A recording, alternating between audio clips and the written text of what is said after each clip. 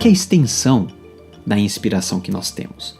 Se nós partirmos do pressuposto que a inspiração, no seu escopo, na sua natureza, ela é feita de forma orgânica, nós podemos ver, então, até onde ela vai, ou seja, qual que é a extensão dessa inspiração. Alguns falam de uma inspiração parcial, ou seja, nós temos uma tendência pós-racionalista de negar a inspiração das Sagradas Escrituras em parte ou no seu todo, ou seja, uma visão cética em relação à autoritatividade e à canonicidade do texto bíblico. E muitos desses céticos liberais consideram apenas os ensinos morais como inspirados e os dados históricos como elementos inventados ou até irrelevantes. Outra forma de afirmar essa inspiração parcial é considerar que só os pensamentos são inspirados, mas que a seleção das palavras foi deixada completamente ao arbítrio dos autores humanos. Mais uma vez, nós temos uma tentativa de separar algo que Deus fez junto.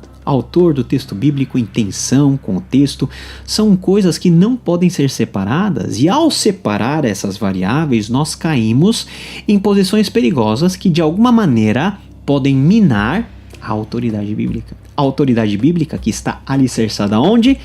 Na inspiração desse texto sagrado, ou seja, que a Bíblia é de fato palavra de Deus. O verdadeiro conceito de inspiração bíblica, aquilo que é aceito não somente dentro dos âmbitos mais reformados calvinistas, mas é um consenso quase que geral da ortodoxia cristã, é entender que a Bíblia ensina que o Espírito Santo agiu sobre os escritores da Bíblia de uma forma orgânica, como seus órgãos, porém em harmonia com as leis de seu ser interior. Em outras palavras, o Espírito Santo usou os escritores bíblicos tais como eles eram, com o seu caráter, com o seu temperamento, com os seus dons e talentos, com sua educação e cultura, seu vocabulário e estilo.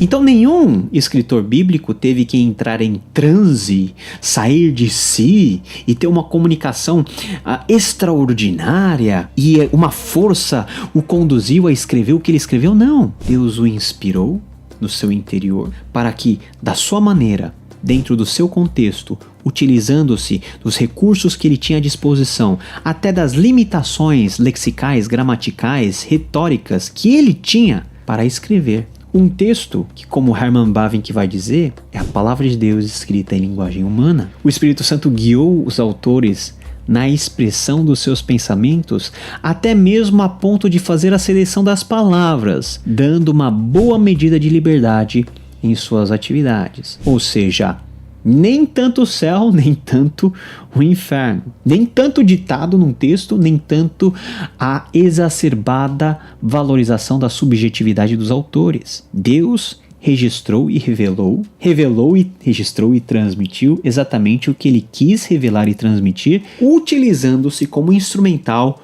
o autor bíblico como um todo, ele como um ser integral. A posição mais aceita em termos de extensão da inspiração é o que nós chamamos de inspiração plenária. Ou seja, a Bíblia ensina que cada parte da mesma é inspirada. Toda a Bíblia é inspirada e a Bíblia como um todo dá evidência de si próprio como um texto inspirado. Jesus Cristo e os apóstolos apelam com frequência para o Antigo Testamento com as palavras escrituras ou escritura para solucionar um ponto de controvérsia, ou seja, Jesus Cristo e os apóstolos do Novo Testamento usam o Antigo Testamento como norma, como palavra de Deus, como um ponto aí em que nós temos que olhar para o texto no seu aspecto normativo, apelando para a Escritura como a evidência, como o registro da própria palavra de Deus. Ou seja, apelar para a Escritura significa apelar para o próprio Deus. Olha só o que está escrito na segunda carta de Pedro, no capítulo 3, versículo 15 a 16. E considerem a longanimidade do nosso Senhor como oportunidade de salvação,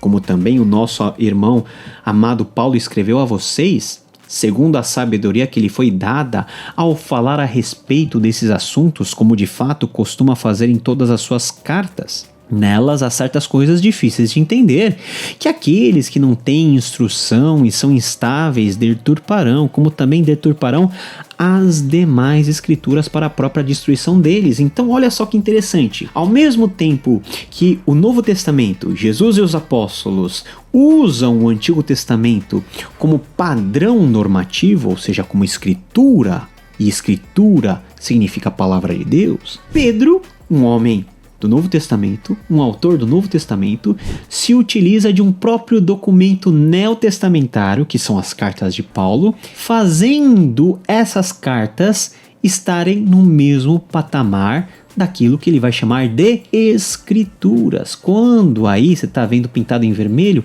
essas demais escrituras se referem ao Antigo Testamento. E o que está em amarelo, o nosso irmão Paulo escreveu a vocês, são as cartas de Paulo. Então Pedro coloca no mesmo patamar de importância, de autoritatividade, de inspiração, de usabilidade, aquilo que Paulo escreveu e aquilo que o Antigo Testamento já gozava de autoridade. Então, o próprio Novo Testamento indica que ele próprio é um texto inspirado e autoritativo, vindo da boca de um apóstolo, do apóstolo Pedro. Também a inspiração bíblica, na perspectiva da inspiração plenária, alcança as próprias palavras que foram empregadas no texto.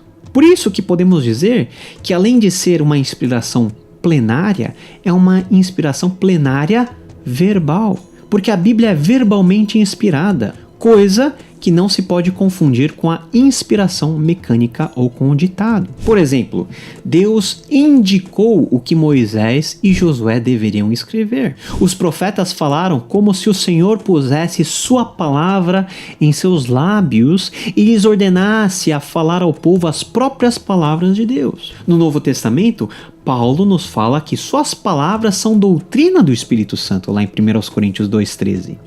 E tanto Paulo quanto o próprio Jesus fundamentaram um argumento na simples palavra, a palavra de Deus. Então você veja que aquilo que nós temos como conceito pleno e verbal, em termos de extensão dessa inspiração, é algo que é central na nossa doutrina. O Michael Horton ele vai dizer o seguinte: o ensino comum do Ocidente e do Oriente, dos católicos romanos e dos protestantes clássicos, é que a Escritura é, não apenas em seu conteúdo, mas também em sua forma, palavra de Deus escrita.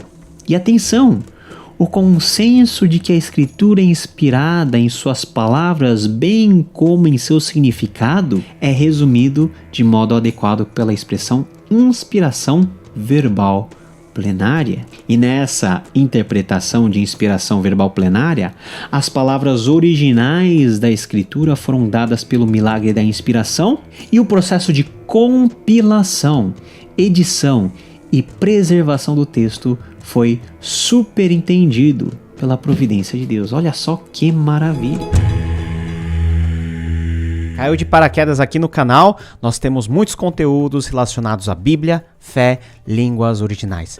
Gostou desse vídeo? Clica aqui porque vai ter um conteúdo semelhante e se você quiser conhecer mais da fé, clica aqui porque nós temos um conteúdo especialmente desenvolvido para você. Deus te abençoe e até a próxima!